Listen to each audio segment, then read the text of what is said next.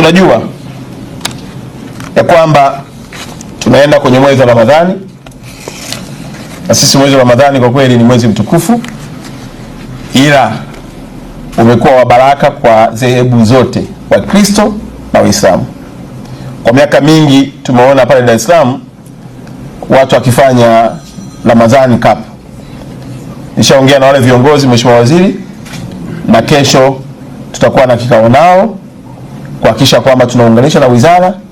Ramadhani Cup tunaipeleka kwenye mikoa mitano, yawe ni mashindano yanayohamasisha na kuwafanya watu tukabaki pamoja. Unajua mwezi wa Ramadhani ni mwezi ambao ni kama kwa lazima vile. Wakristo na Waislamu wote tunakaa pamoja, na wengine tumelelewa kwenye familia za Kiislamu.